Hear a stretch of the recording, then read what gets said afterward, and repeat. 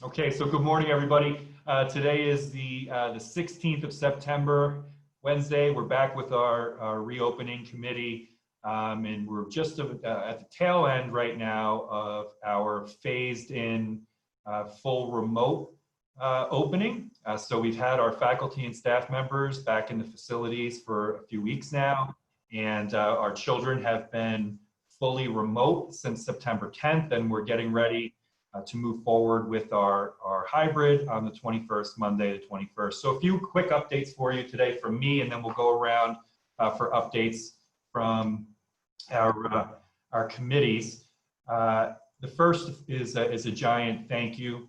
What we've been hearing, and you don't necessarily hear it all the time, but what I've been hearing in meetings with parents and guardians and community members and students is just thank you to all of our faculty, staff members, administrators for all the hard work, and certainly to the reopening committee for all the hard work that we've been engaged in for months. You can see the fruits of those labors paying off as we've been moving back into the facilities over the last few weeks. And they'll continue to support us as we move forward. So for the reopening committee, again, just a huge thank you for all of your hard work, all of the efforts that you've put in. The committee will continue to meet.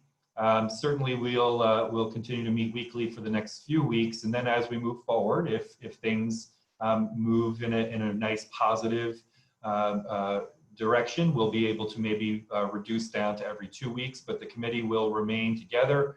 You're stuck with me throughout the year for sure. So I'll keep giving you updates on where we are, but next week, next Wednesday, we will meet again and have a conversation about what we're seeing in terms of hybrid. Today, I just wanted to touch on remote a little bit. I cannot say enough about our faculty and staff members and how this remote has kicked off. Have I heard complaints or have I heard constructive criticism? Yeah, sure. It's mostly related to, slowed down bandwidth. Or I forgot my password, or I was having difficulty, logging into a class or what have you. But from the perspective of the schedule, the daily schedule, and from the perspective of children being engaged, by and large, it has been very, very positive feedback. So that's really great to hear. Yes, we know that it's real challenging with little ones to be on the screens.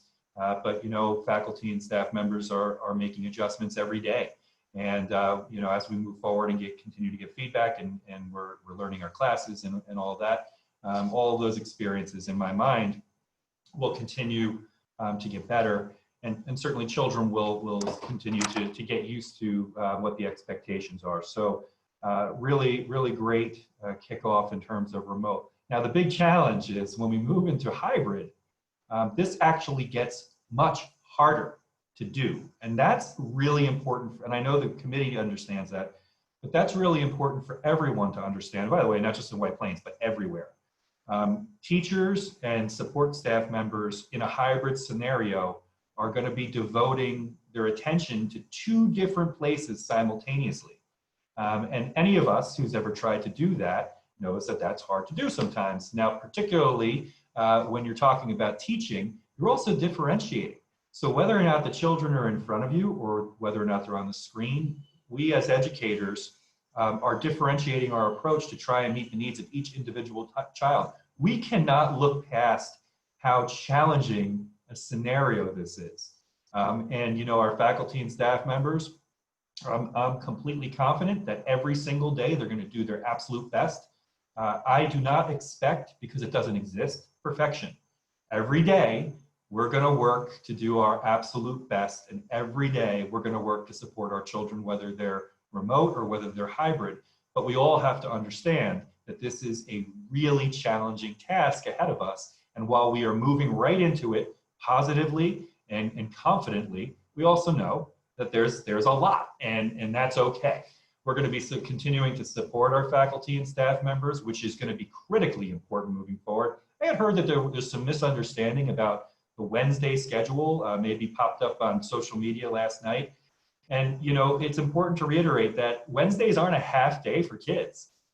It's kids have a school day, and they'll be following, doing assignments, and they'll be following directions. But for faculty and staff members, it is critically important that that time on Wednesdays, you know, what we're talking about, right? We're only talking about the afternoon, a few hours, a couple hours, really.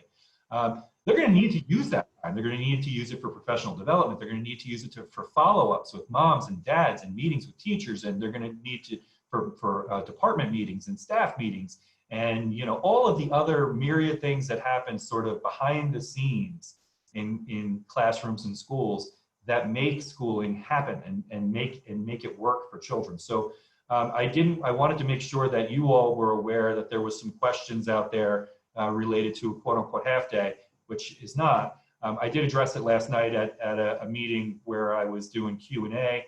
Of course, it's already, you know, it's on our website, but we'll continue to send that message out as well, just to make sure that everybody is aware. I know, and I'm sure Dr. Hand will talk a little bit about this, norms and expectations for remote learning are important. While we've done, I think, pretty well in terms of not having too many disruptions in our virtual classrooms, they happen. And we have to, you know, continue to evolve and get better at making sure we're identifying them, making sure we're doing our best to watch carefully and you know, mitigate any disruptions that might happen. One of the things that's kind of interesting that maybe I didn't anticipate it, maybe you all did, is parents, guardians, caregivers jumping into virtual classes. That's not appropriate. And we have to continue to share that message with our community members. You know, I do, of course, have the login for Harrison's class. I cannot log into Harrison's class from my office so that I can listen to what's going on in class. That wouldn't be appropriate. It just like I wouldn't be able to sit in his classroom, you know, on a daily basis.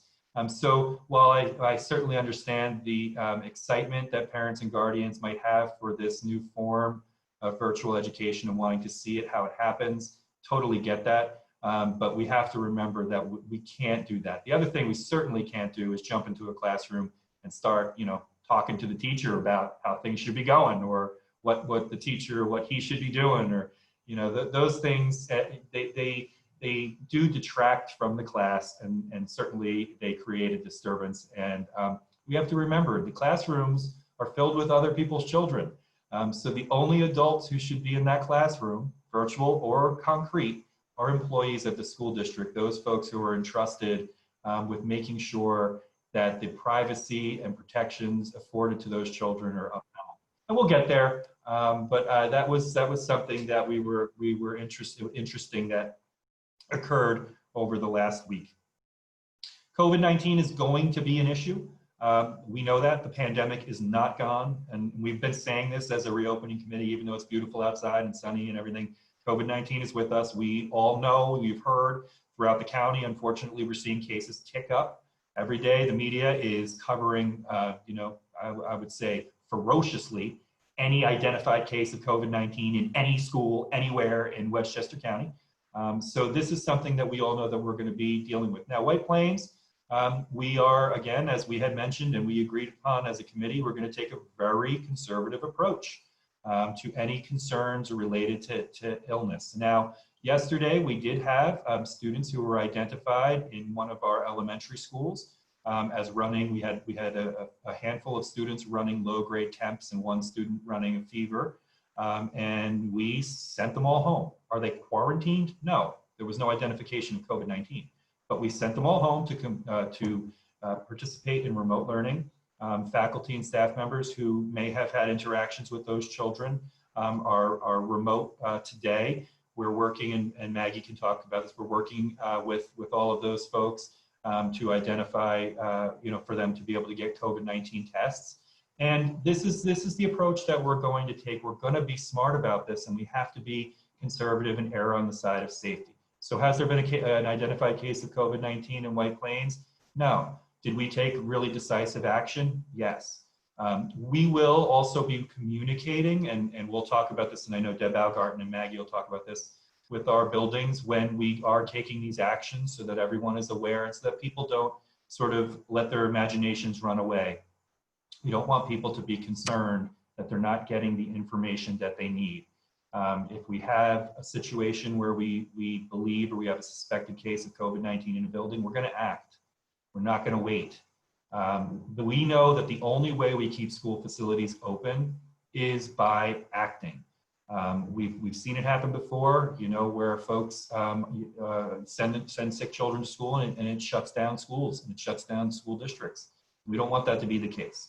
So we are going to communicate and be in communication with our buildings, so everybody in the building is understanding of what is transpiring, and also we'll continue to be in communication with the county as well as our healthcare staff, and really approach this from a very conservative manner. And I have to say, and I know Rosemary's here and I know Cheryl's here. Good morning, Cheryl. I'm really blessed in that we have the support of the Board of Education to act conservatively. Unfortunately, in some instances, that's not always the case. And what you have is you have schools that are being forced to stay open, or classrooms that are being forced to stay open until positive cases have been identified. And unfortunately, that doesn't always work out in the best way for children in schools. So appreciate that, Rosemary and Cheryl and everybody else. As we move forward, we will continue to have communication with our community as well constantly, and just make sure that we're checking all the nuts and bolts and making sure everything is in place and making adjustments as we need to better serve our kids. So thank you. Thanks for indulging me for a couple of minutes, and I will turn it over to our, oh my goodness, I almost forgot. Thanks, James, for giving me the thumbs up because you reminded me. I hope everybody got a chance to see the awesome "We love our teachers" signs outside of all of our schools. Listen, that's just super. And I don't know who did it. I'm going to try and find out. I know they want to stay anonymous, but I just know it's some of our parents, some of our moms and dads. And that's just so White Plains and just so awesome. If any of you were involved in that, thank you. If you haven't seen it yet, check it out because it's really cool. All right. Who should I start with? Miss Augarten. Good morning, everybody. So thank you for that. And I too love those signs, and they make me smile every time I pull up to a building. So whoever did it, if any of you know, thank them, please. As Dr. Rick indicated, Maggie and I are beginning to work on a protocol for consistent communication to a building when something happens.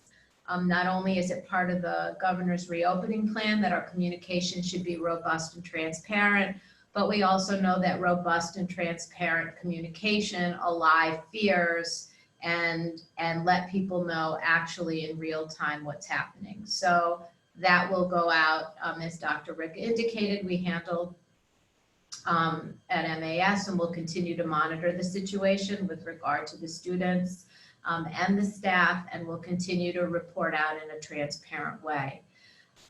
The other thing is that, Dr. Ricka mentioned about perfection, and I went into a classroom this morning and there was a teacher who was really concerned that one activity wasn't working in the right way. And that's the level of dedication that we're at with our staff right now, that they want every activity every day to be working in the way they want it to work. And I kept saying to him, please stop. This is one activity in one day. You're going to burn, you're going to burn yourself out. But collectively, that is such an important message to be giving to all of us here, right?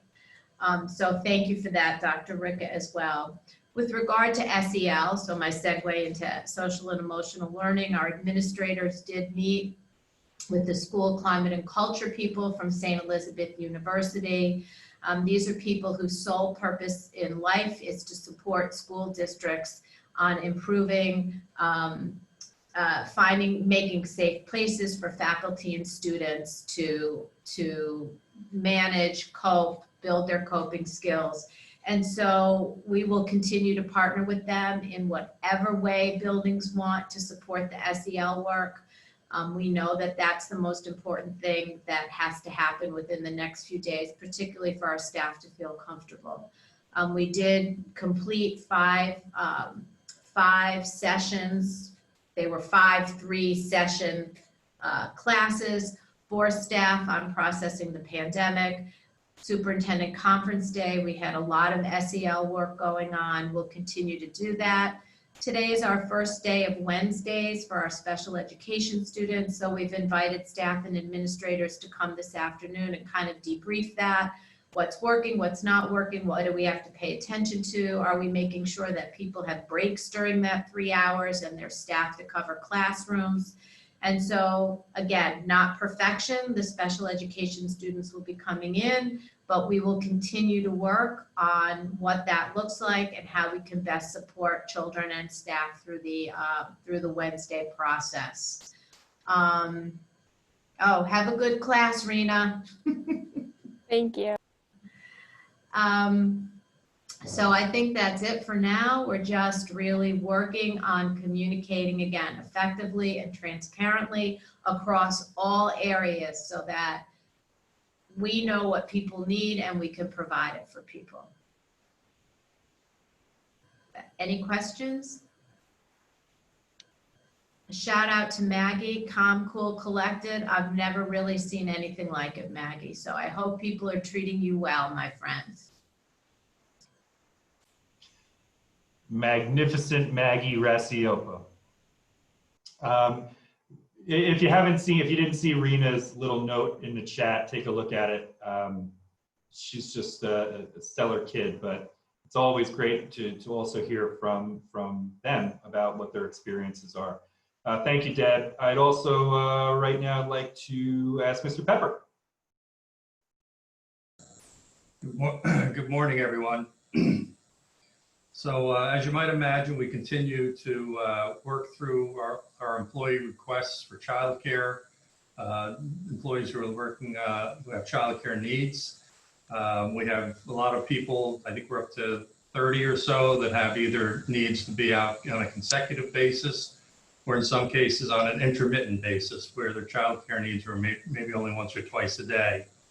In addition to that, we continue to work with for accommodations, those educators who are eligible for accommodations under ADA. I appreciate the work that the administrators have been doing at the building level as well to assist with that. As the teachers have returned, some of them have begun to reach out again to ask for some additional accommodations, and we're working through that. Most of our childcare needs and accommodation requests have been taken care of. So I think we have over 30 on the childcare side. We've been working on putting some attendance protocols in place so that we can have an accurate accounting of our employees that are in and out under FFCRA. As you know, if employees are out for one of those qualifying reasons, they're not charged any of their personal accruals of sick days. So we had to put in a few different attendance codes, and we're working on rolling out that information so that we can have accurate records of our employees. We're also looking at making sure that we're maintaining the quality of instruction for those teachers. So we have had a pretty good initiative in bringing in additional building subs and per diem subs. The building subs did attend the new teacher orientation training for Schoology and Seesaw. We're working on also setting that up for our per diem subs. So again, so we try to do the best we can for when our primary teachers are out, that our substitute teachers are able to continue the instructional program, in a manner in which we want to see. So we expect that both of these challenges are going to continue to be there and can perhaps even increase as our teachers and our staff start with the hybrid model, as Dr. Ricca alluded to, beginning on Monday. We expect there's going to be an increase in numbers of people looking for accommodations, and also we've been dealing with Maggie a little bit on some of those staff members who have been in close contact with others who have been exposed to COVID-19 or someone who is being tested. So it's been particularly busy on the HR side as well.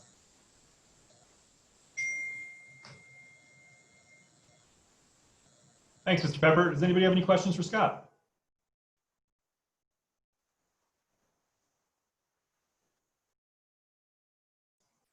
All right. Dr. Hand, good morning. Good morning, everybody. So I guess since the last time we met, we had new teacher orientation. So we welcomed about 39 new teachers, and you know, it's a very strange moment to welcome teachers into a remote learning setting, but we actually met together at the high school and we had 2 amazing days. I have to thank, you know, Mr. Pepper and Dr. Jackie Manning Campbell, who really orchestrated the entire 2 days. And you know, the feedback that we got was very, very positive. So I appreciate that. And then after that, we followed with 4 days of superintendent's conference, and our teachers really had an opportunity to get back into their buildings, you know, familiarize themselves, set their spaces that they'll be using for teaching and learning. And we also ran 120 workshops. We had mentioned at previous meetings that we were running workshops on social emotional learning, hybrid lesson design, Schoology, Seesaw. So 120 workshops within 2 days, you know, were facilitated by either teachers, consultants, or, you know, people that work through BOCES, liaisons that we have through BOCES. So I wanted to mention that. I wanted to thank Dr. Rick for mentioning the critical importance of Wednesday afternoons for our teachers. Our teachers need time to plan, to collaborate together, as Deborah-Augarten said, to discuss what's working and what's not working. This is a very different learning landscape, teaching landscape for our teachers, and they really need that time together. So I hope that everybody's understanding of that. I also appreciate that Dr. Ricka had mentioned the difference between remote learning and hybrid learning. And thank you so much for all the positive feedback on, you know, how different our remote learning looks like than it did in the spring.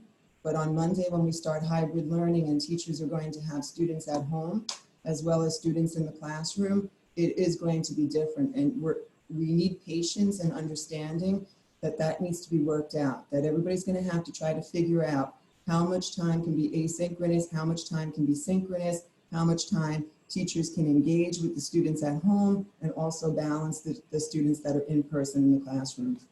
So we wanted to mention that. Dr. Ricka also said that we were working on norms for synchronous instruction, and the secondary principals and the coordinators have come up with a set of norms. I'm going to go through them quickly for you. The district expects all students and family members to be respectful of the privacy of other students as well as staff members. Taking photographs, creating transcriptions, video or recordings of students or staff members engaged in live instruction or virtual learning is not allowed. Any distribution or sharing, even amongst family members, compromises the privacy of all involved.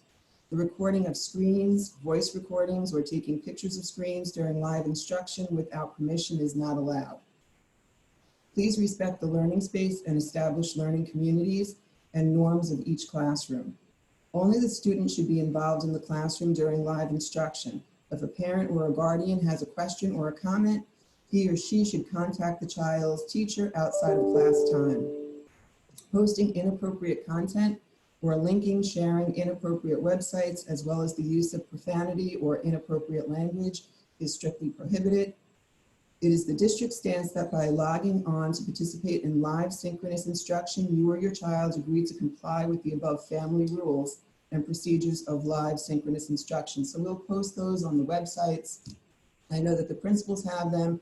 They will be reviewing them with the students, you know, making sure that the parents are aware of that.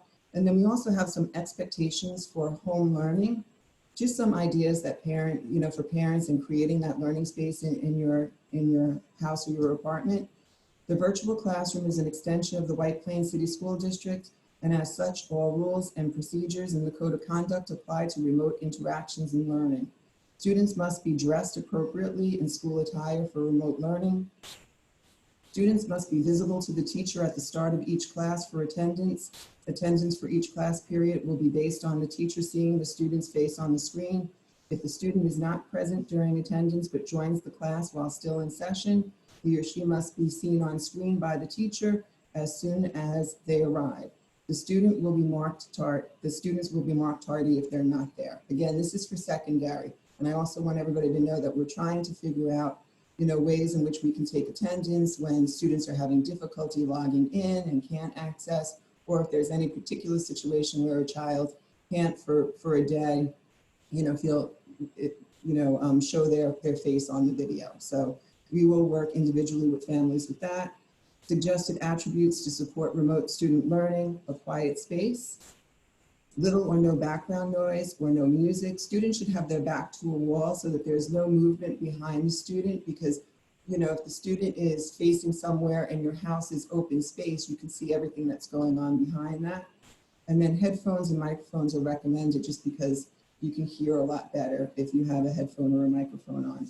And then students must be prepared for learning. This is school. So even though they might be sitting at home at their kitchen table, there really has to be that attention to, to the work and the study that they're going to be doing. Devices must be charged. The charger should be available in case of heavy or continuous use of technology. Paper, pencil, and other learning supplies should be at hand before the class starts.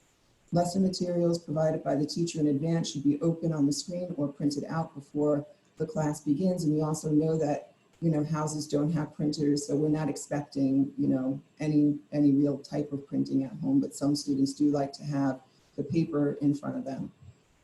Students must be on time and engaged throughout each lesson, and parents and students should regularly access the portals in both Schoology and Infinite Campus to monitor progress.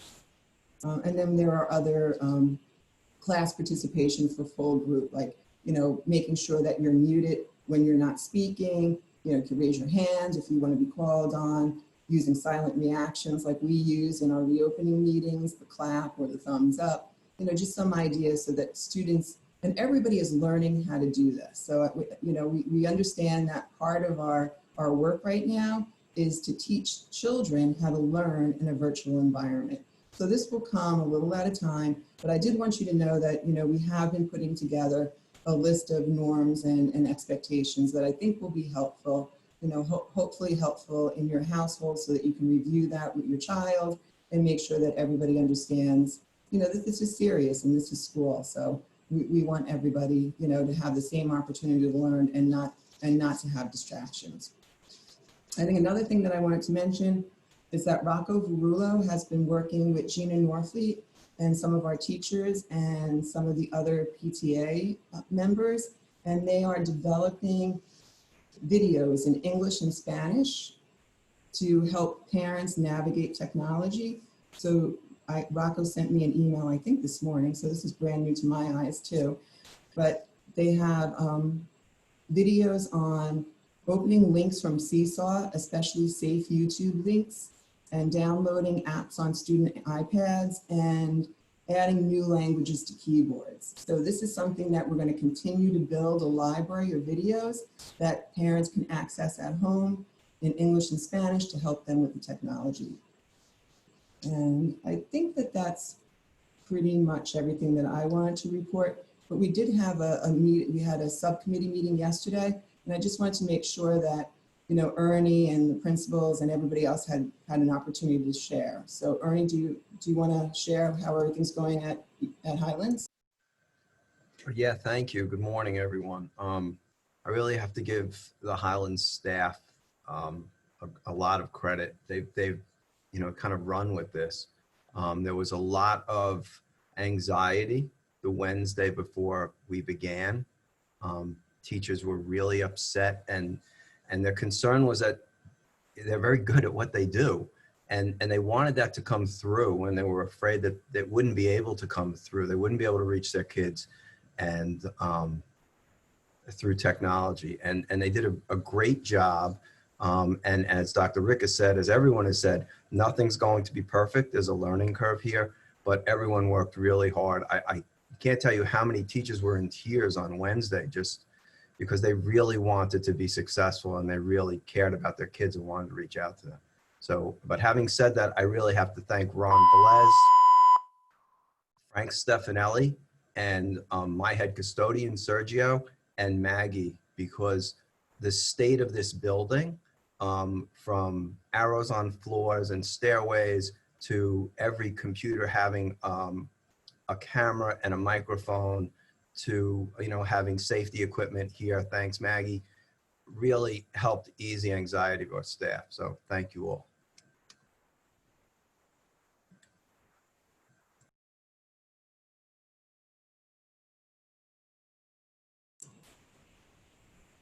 I just wanted to know, Paul, do you want to give an update for Rochambeau? Yes, good morning, everyone. I have to say I echo everything that Ernie just shared, but we have a mantra here at Rochambeau, and that's Rochambeau Rocks. And Rochambeau Rocks, one of the reasons because of the staff here. The staff is incredible. They've really just locked in and have been there for one another. The anxiety levels, as you can imagine, are high, but they're really, you really see teamwork at its best. And I can't be as proud as I am of the wonderful staff across the board here. Teachers, TAs, our PPS staff, our custodians, our cooks, you name it, everybody. It's just one unified effort here. My office staff. And I think they're actually doing even better than they even imagined. I know they're going into it. There are a lot of unknowns, but each day they're getting better at it. I'm even calling many of them experts, to be honest with you, and we're only not even 7 days in. So to just summarize everything, they're doing a great job. We're gearing up for next week for kids to be in person, and we're gonna have to take it one day at a time. That's another thing that I've been preaching to them. It is a one day at a time process, but we're gonna get through it, and we're gonna get through it because we're a family, and families stick together. And I want to thank all of you as well, Dr. Ricker, the team, my colleagues. It takes a village, and you really see it happening here. So I just want to thank everyone. Things are going really well right now, and we're just taking it one day at a time. Thank you. Thanks, Paul. Thank you. Guy, would you like to provide an update for the high school? Sure. Can you hear me okay? Okay. My speakers have been acting up the past few days, so I apologize. Just to echo the sentiments of Mr. Spatafor and Mr. Bratcher, what has really stood out to me about this reopening has been how collaborative it's been, from teachers to TAs to security guards. Every day, I would say someone new comes to my office just with a new idea or a little bit of insight from their perspective. And it really has helped to shape our reopening. Is it perfect? Absolutely not. Did we expect it to be perfect? Absolutely not. But we know that it gets a little bit better every day. So for me, what's been a really big takeaway is just how collaborative this process has been, from schedules to different locations around the building and what we might use those spaces for. It's been an extremely hands-on process for everyone. So that's what's going on at the high school. Thank you. I think Laura, do you want to speak a little bit about the elementary schools? Yes. I think that, having kindergartners start their elementary school experience virtually was something that we were all worried about, and in a completely different way to have 4-year-olds navigating Seesaw and being a part of Zoom, and they're doing it. They're doing it beautifully. Our teachers are so well prepared, are so thoughtful in terms of following up and making sure that parents have everything that they need. Our biggest issue has been technological glitches that are happening, and everyone's really jumped in just to make sure that we're supporting our families. Our clerical staff has been amazing because they're the frontliners. When parents are calling or they're showing up with the iPad in hand and saying, this is not working, I've tried everything, they're really jumping in to take them through step by step what needs to get done.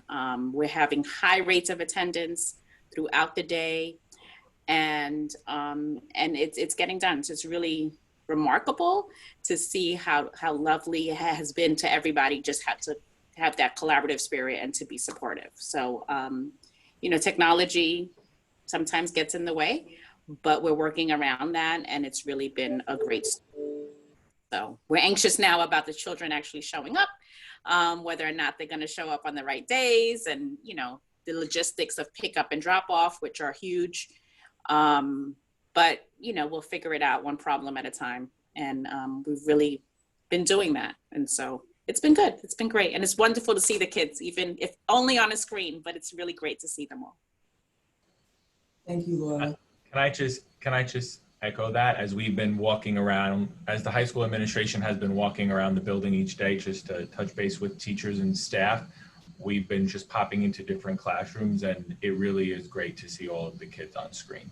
It just allows it to feel a little bit more, I want to use the word normal, even though it's not normal. It allows it to feel a little bit more normal. Debbie, I just wanted to give a little shout out to my curriculum coordinator group who have been working very hard behind the scenes to make sure that all of our content areas, you know, are addressed in the unique environment that we're in for both remote right now and hybrid.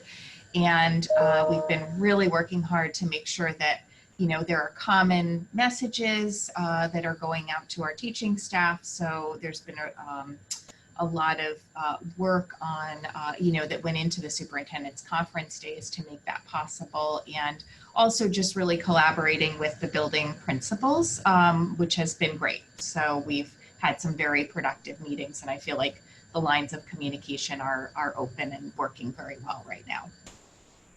Thank you, Jennifer. They've done an amazing job.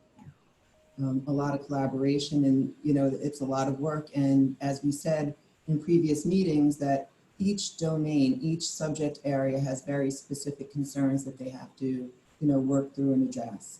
And I know that the technology issues, first of all, I want to thank everybody in the reopening committee for really thinking about making sure that we could phase in and start with remote learning. I do have to admit that I was a little, you know, where are we going with this? But it was so necessary to do that in order for our teachers to really get acclimated back into the buildings and for us to have the opportunity to work through some of these, just to work through everything, not, you know, for good or for bad, just to have that time to really get up and going.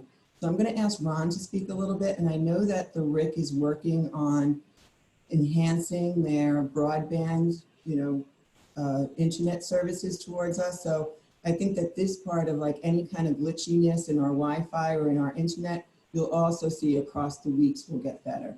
And we also got all of our iPads in, so that was exciting. Ron? Good morning, everyone. I hope everybody's doing well. Quick update. Yes, we have our iPads equipment came in for the high school, so we will start a distribution schedule with the high school starting next week. So we're very excited about that. If everybody doesn't know, the White Plains School District is a part of a regional collaborative with the Southern Westchester BOCES. And we get our internet services from them, along with pretty much every single district in Westchester, Rockland, and Putnam counties. And with all districts trying to Zoom or Meet or Teams across the region, they've had some bandwidth issues. They have let us know that they plan on having their situations corrected sometime in October, which we will hopefully, we will benefit from that, as we have requested an internet bandwidth increase as well, along with probably every other district in Westchester, Rockland, Putnam counties. So we're waiting on them to fix their situation. We are working with families that don't have internet Wi-Fi at home to provide them accounts either with Altice or Wi-Fi hotspots. We've taken care of the Coachman Shelter families one by one and as well. So we are moving along. We have our webcams everywhere. We are getting additional equipment in by the day. There's been a global slowdown of technology shipments across the nation. So, you know, our stuff is trickling in. It's not coming in as fast as we like it. We have the student and parent help desk is continuing to be open that we had opened in the springtime. That has remained open. And those calls are handled by the BOCES and our local staff at the same exact time. So we're reaching out to parents that need help and students as well. That's a pretty quick update. If anybody has any further questions, you know, I can answer them either now or offline. We also were able to get Zoom accounts for all of our teachers. I know that Schoology Big Blue Button, which is their conferencing component of the app, has had some, you know, major problems with the volume of use, but all of our teachers have Zoom. So we have been training teachers in the use of Zoom. We also have all of the safety features of Zoom out there for our teachers so that they know how to use, the links and the passwords and use waiting rooms, and that they can be in control of muting or unmuting students as well. I think that was another thing that we probably added since our last meeting. But I know that Ron had mentioned that we were delayed in the iPads, but they actually did get delivered. So we're excited about that. Thank you very much, Dr. Hand, and everybody else. Does anybody have any questions for Debbie?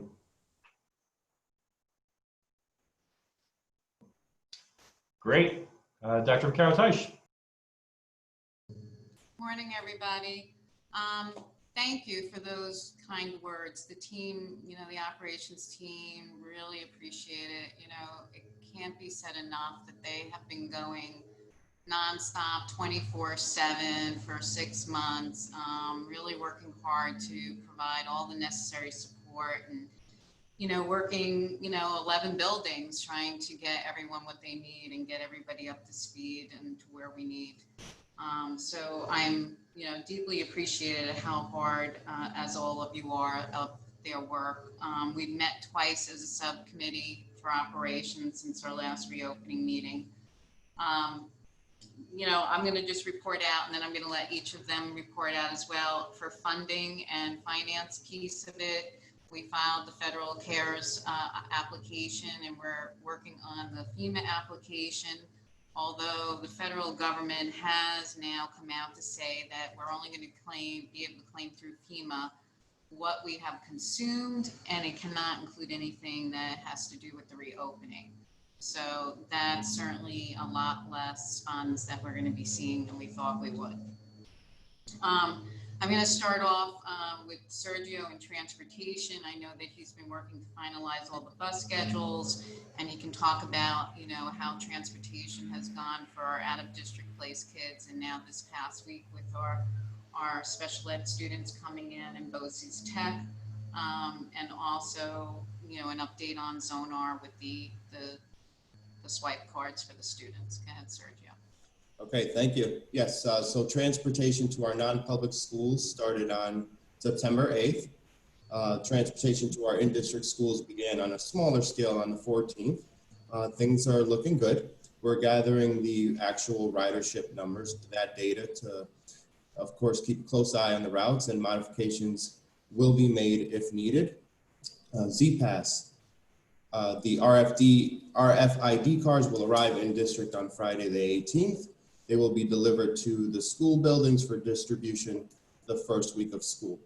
K-12 alerts will be sent to parents just to remind them that students are to pick up the cards at the respective buildings.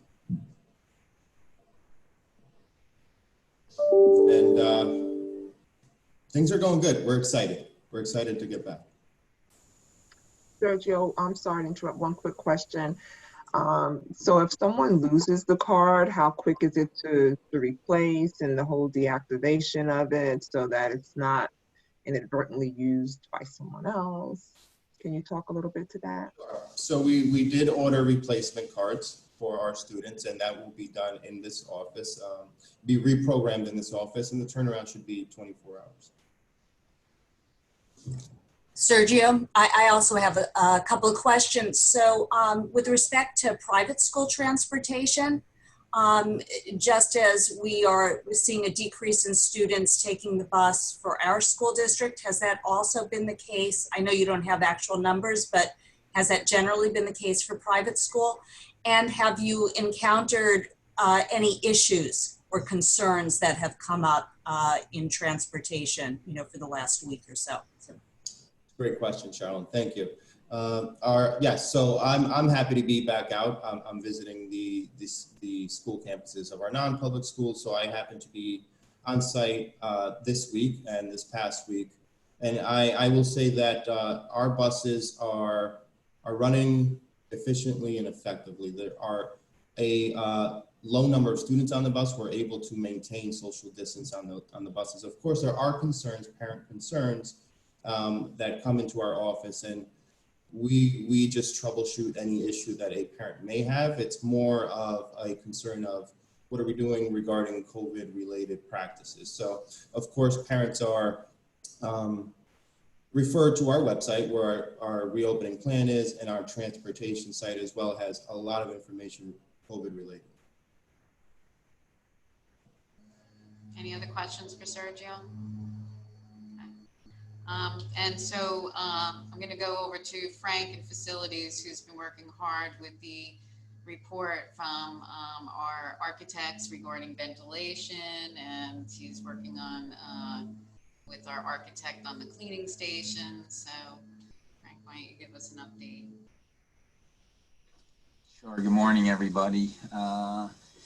We continue to get schools ready, working with teachers, signage, hand sanitizers. We're up to 700 hand sanitizers throughout the district that we installed.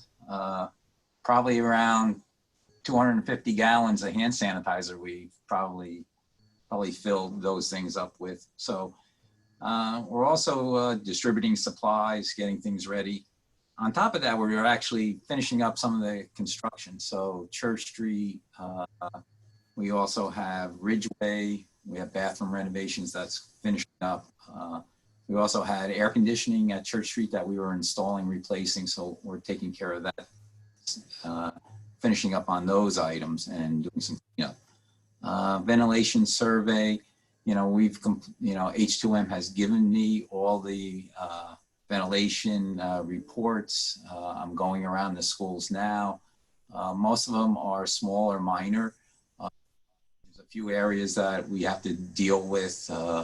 Most of them not classrooms, so there's no major renovations. Some of them are, we don't have an exhaust fan in the break room, and I had two of my head custodian's office have no ventilation. So those are some of the things that we're dealing with. The next thing is getting equipment. As you know, there's probably every school district in New York City, Westchester, Rockland. Try to buy a fan that we need to install or something like that, or an exhaust fan. It's almost impossible. But in getting somebody to actually do the work is even harder. Most of my staff and the contractors that are doing work for us now, they're telling me they're working 12 hours a day now, setting up other schools. And I believe that actually H2M said we're in really good shape. We're in better shape than most of the districts.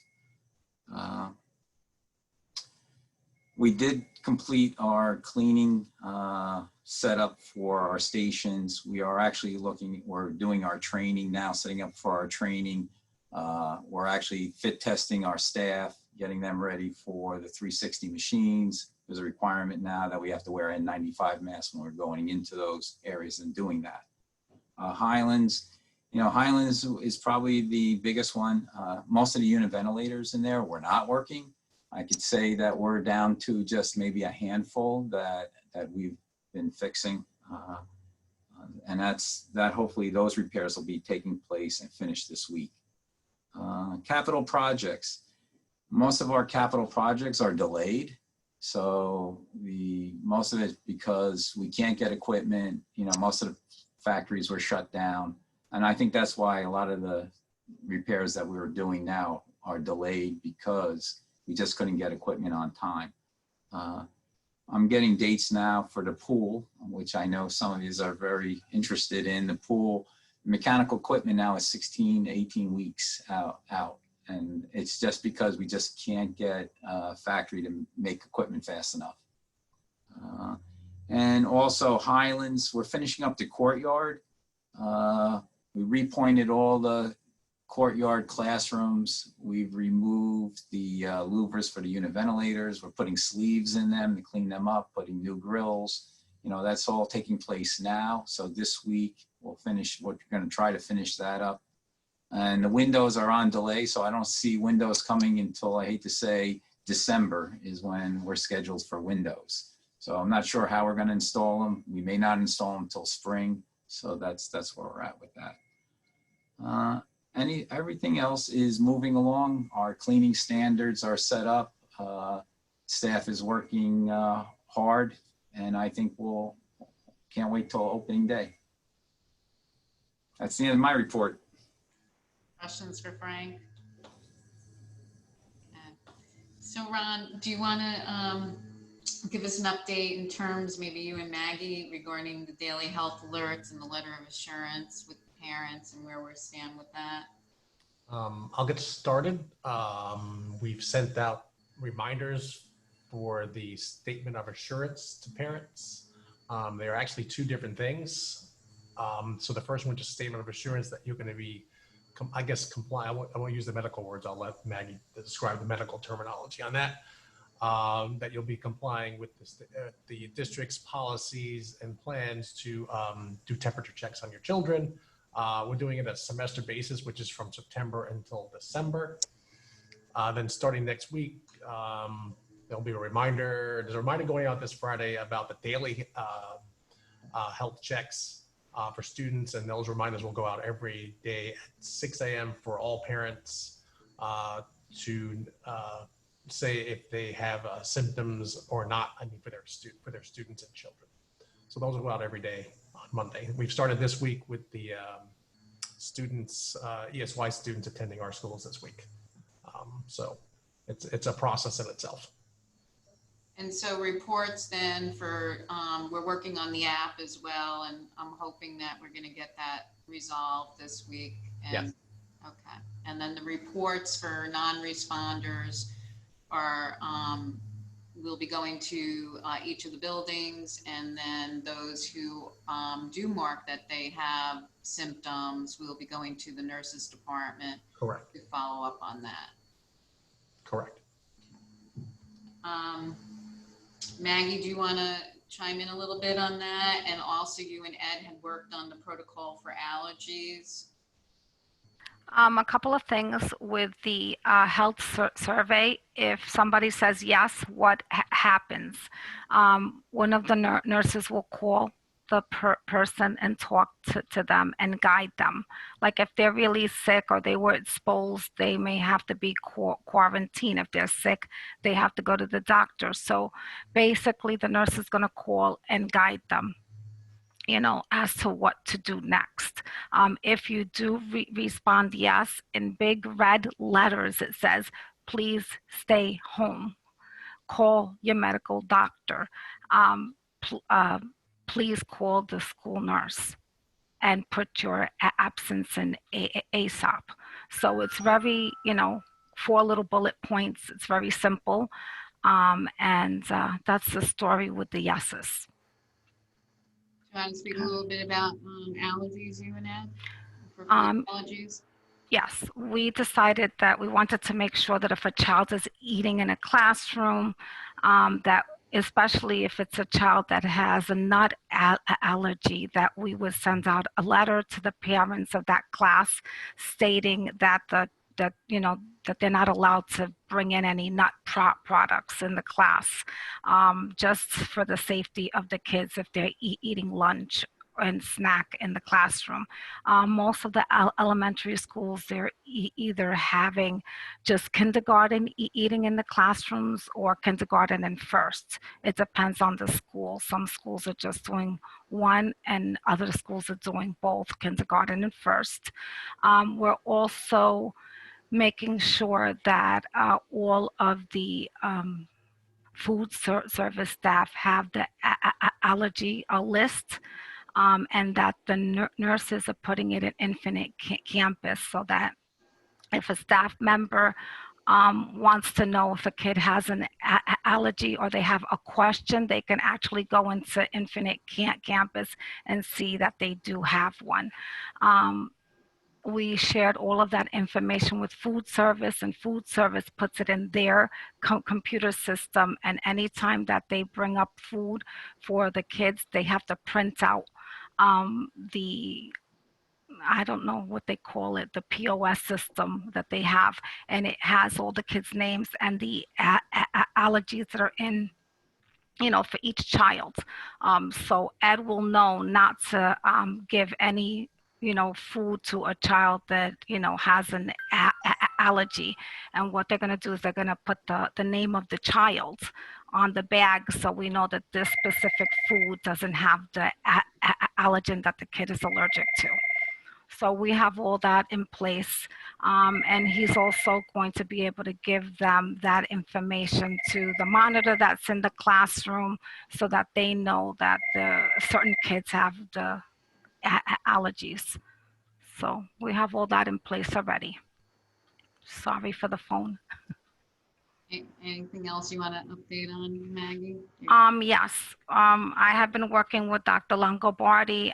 We're trying to do consistency with all of the nursing staff to make sure that when they send a kid home, when the kid comes back to school, that they come back to school healthy. So we did something that's called a return to school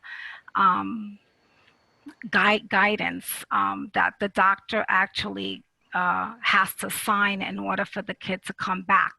So it has all of the protocols from the state, and what it basically says is if your child is sick, you have to take your kid to the doctor, and the doctor decides whether the child needs to be tested or not. If the kid goes home with COVID symptoms, then the kid has to stay home for 10 days if they do not get tested.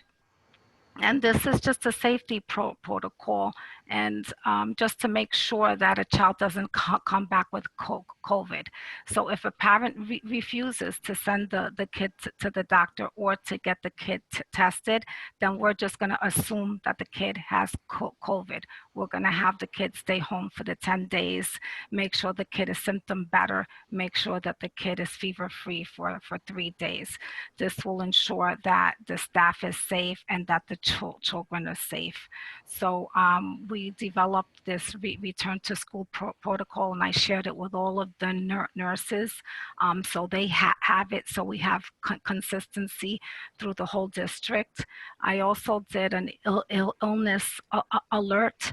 So let's say that a kid goes home with a fever or vomiting, that nurse will send out this paper to the parents of all the kids in that class, so that the parent knows there's a kid in my kid's class that went home sick.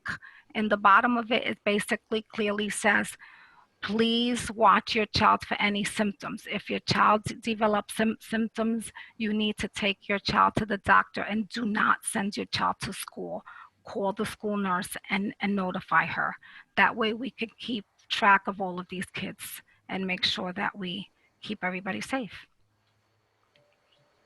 And I've been mitigating the disease. That's what it's about. It's calling everybody that is sick or calling everybody that is exposed and making sure that they understand what they need to do and to guide them. And, it's really important. We are not a cookie cutter district. We are erring on being cautious with every case. So it's situational, and that's pretty much what I've been doing. Thanks, Maggie. Any questions for Maggie? Maggie, I just want to thank you for a moment because, there's been a lot of concern about how protocols work and what's in place. And I know I've made a lot of statements about we need 14-day shutdowns in the case of, in the event of a positive test, but you've really erred on the side of caution. So I want to just thank you for really being so cautious in this approach.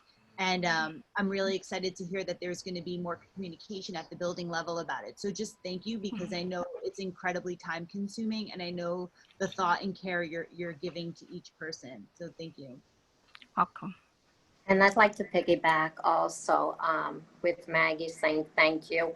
And then Anne and Joe, a question for maybe perhaps a friendly reminder to all staff about wearing their masks at all times, and a friendly reminder that if I answer yes to the survey, that it is charged to my time. I think some people are very confused about that they're automatically thinking that if they answer yes to the survey, that it is not charged to their time because it falls under COVID. Can I piggyback on that as well? It really depends. Like if somebody is quarantining, then it will be charged to the COVID. But if the person is just sick and, you know, they're home and it's not COVID related, it does get charged to their sick time. All right, we'll definitely work on sending out some clarifying communication. We'll get with HR on some of this. Maggie, thank you so much. I mean, you've been working 24 as everyone, but you know, Maggie, you've had a yeoman's job. There's no question. Ed, I know Maggie spoke a lot about the allergies and probably covered it, but you have been distributing now meals, you know, the past couple of weeks. You know, the government, both federal and state, now have authorized emergency meals to continue without having to comply with the national, you know, free and reduced lunch requirements. So how has that been going? Okay, well, we first of all, the child care feeding really kicked in full force this week. It's going well, and our numbers are getting back to where they really were before COVID. The remote learning feeding that's going on in each building, the numbers aren't great, but we're carrying on with that. Other than that, we're just looking forward to getting going next week. So just for clarifying, you know, the district does provide meals. We have agreements with child care agencies within our region, mainly our preschool programs. And so that they have been operating and they've been in full effect for the past 2 weeks. So that's been going well, but the remote has, you know, what would you say that activity has been? Just For the remote learners you're talking about? Yeah. The numbers aren't great. I think on a total for a day where we might have a total of 400 to 500. And then, and you're going to maybe do something with the principals or do a K-12, redirecting parents to what that new schedule will be come the 21st for hybrid. So I know we have that information, the charts up on the website. So we just want to remind parents that the remote pickup for those days that folks are home, that has a different schedule than what we've been operating under this last 2 weeks. Yeah, and there's signs outside on the buildings that will reflect the times and where to go. Any questions for Ed? And Sean, Sean, are you here? I don't know. I'm here. There you everyone. Yeah, things are going good. We're working on a whole bunch of different things that are happening. Visitor management, the questions are all in place with Raptor. We started working with security. We did some training on procedures and how parents are dealt with when they come to the door. We're trying to do everything we can to keep people from coming into school. Working with the staff has been really well. They'll come out, maybe if it's an iPad that's not working, or there's so many different reasons why people have been coming to the school, and we're doing everything we can to, work with people. So that's important because every situation is a little bit different. There isn't that one size fits all for every person that does come to the door. Arrival and dismissal, we've had multiple meetings on all different levels. The principals or the police department, or even like at a faculty meeting, we're trying to get out as much information as we can on everything that's happening, especially with drills. We're looking at fire drills are going to be different. Lockdown drills are going to be different. We've brought it all up we put a PowerPoint together and we put that information out at the faculty meetings. We're starting to get together with our building emergency teams to discuss how those fire drills are going to look and what's going to happen with lockdown drills. What else we got going? We got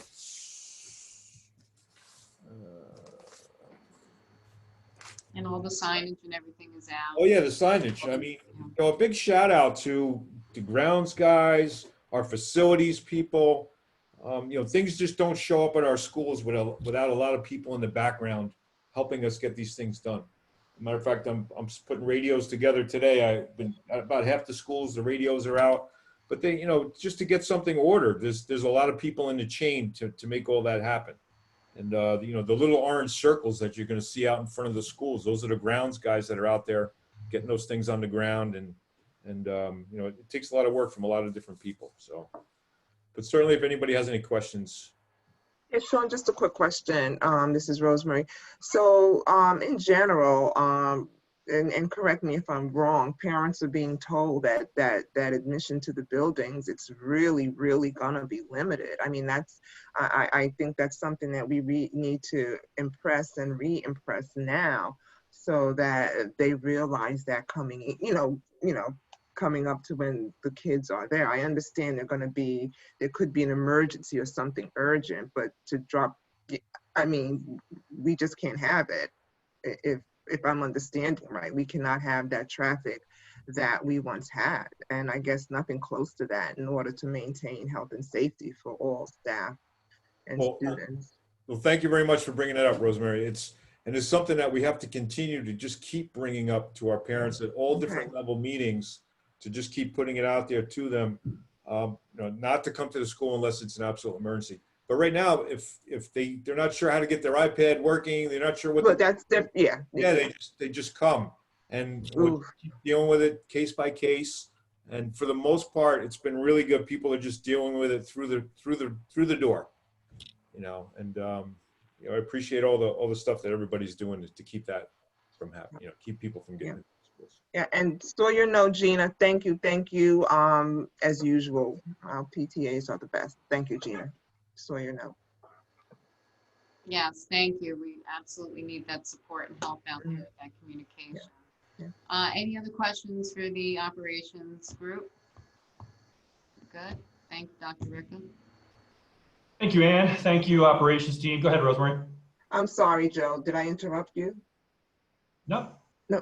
I just wanted to take a moment and thank you, Dr. Rickon, just to give you all a heads up, just a shout out and thank you. You represent our school community, you represent our community at large, you represent safety. Just to give you all a big shout out for what you're doing, and I just wanted to add a couple of things to Frank and Ann. I know I'm a pain. I can tell you that last week I was at Highlands and I saw vendors going in and I stopped and they looked at me and immediately began to pull up their masks, and I want you to know that the health and safety is so important, that these are things that this board is doing wherever we see a need. We're going to say something about it because the safety of our students and our staff is paramount. I know you've done a lot, Frank, and the staff there, the custodial staff have, said, oh, thank you. We tell Frank everything. So I really want to thank you guys for really just putting up with me in terms of coming to you and reporting everything. I also, Maggie, wanted to say something to you also on behalf of the board. Thank you. This is a small community and I have gotten calls about your patience, your willingness to spend the time with a parent, even if it's an hour, to answer every question about health and safety and the importance of what we're doing in terms of trying to keep our kids safe and the importance of wearing the mask. The things that you underscore really further bring it home. And, it's a pleasure for me when someone calls me and said, your nurse is really good. She took the time, she spoke to me. So I want to thank you in this forum to let you know how appreciated that is, in case they haven't said it adequately on behalf of the board. I just wanted to express that and express that to all of you on behalf of the board. And we're going to continue to model the behaviors that you instill so that everyone knows this is a serious matter and that everyone's safety is here. And I will add, at Highlands, I did see our city officers there patrolling the area, and I was even able, to speak and get their perspectives on things and how they enforce safety. So this is a community thing, and I think if we all follow our rules and work together like we're doing, that we will maintain the safety of our students and staff. And I wanted to thank each and every single one of you on behalf of the board. Thank you, thank you, thank you. Thank you, Dr. Ricca, for giving me this moment. I appreciate it. Absolutely. Thank you very much. And I see a hand is up, Mrs. Lyons. Hi. So I want to start, first of all, if you know me, and you all do, I never run out of things to say. And I had a whole list of things that I wanted to address, but because we had addressed them in the subcommittees, you all took the time, followed up, and they were addressed. So thank you for that, because it's really important that we're in constant communication and that the issues brought forward are addressed. So I want to thank you for that. I also have to just take this opportunity to thank those parents who put the signs out there. I mean, teachers were in tears. They were so moved by that. And I just want to emphasize for everyone, you know, I know everyone's working hard, but the level and stress of anxiety for the faculty and staff is so high. And I know it's self-imposed, but we just want to do what is best for our kids. So I'm just going to ask everyone to continue to be flexible. Next week is going to be a huge shift. When we have students in front of us, especially the little students in front of us, you know, I know teachers are really responsive. They answer Class Dojo. They're there to troubleshoot. That's not going to be the case on Monday, and I think that's going to be a real shift.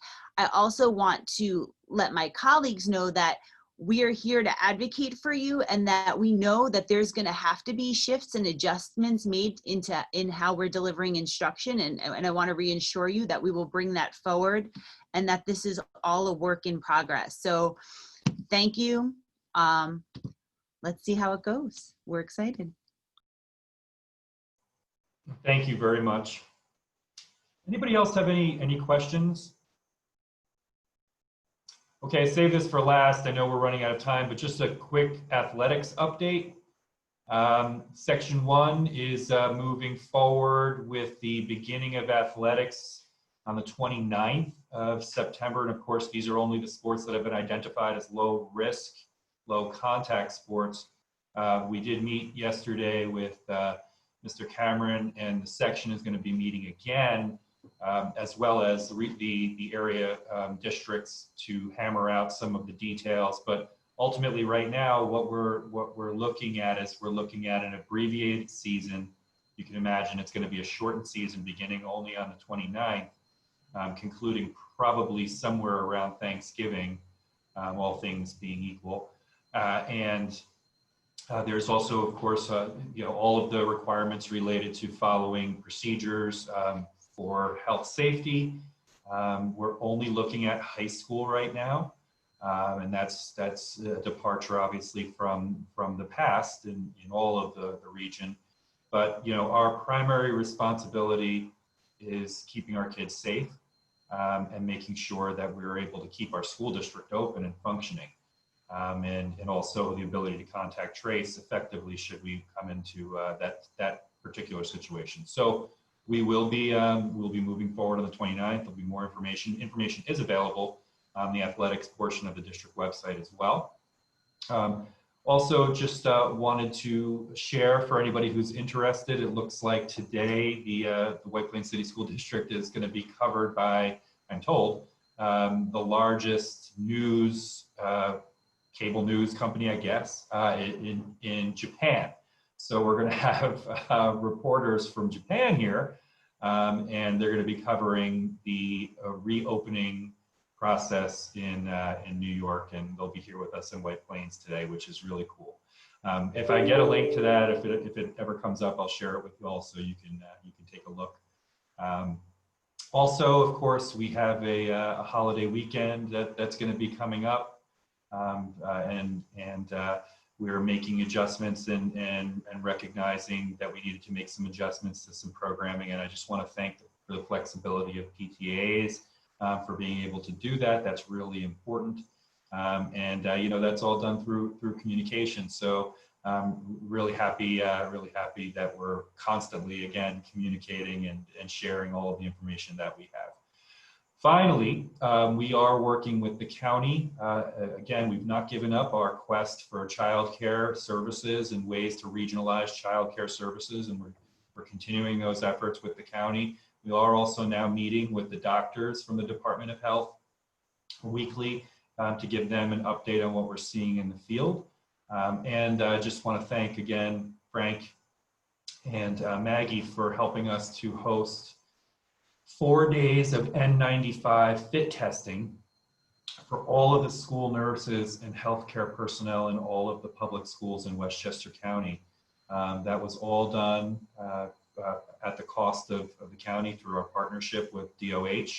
And that's really great. And I know that we're going to be putting another day on the calendar that won't be in at White Plains, but that will allow anyone who didn't get that fit testing throughout the county to be able to do that. And why is it so important that we worry about what's happening in the surrounding areas? And you know this because community spread is community spread is community spread. So if we're doing a good job in White Plains, that's good for Harrison, it's good for Rye, it's good for Greenberg, and so on and so forth. And it has been great that we've been able to work so closely together all throughout this process, and we'll continue to do so moving forward. So that's all I have, unless anybody has any particular questions for me.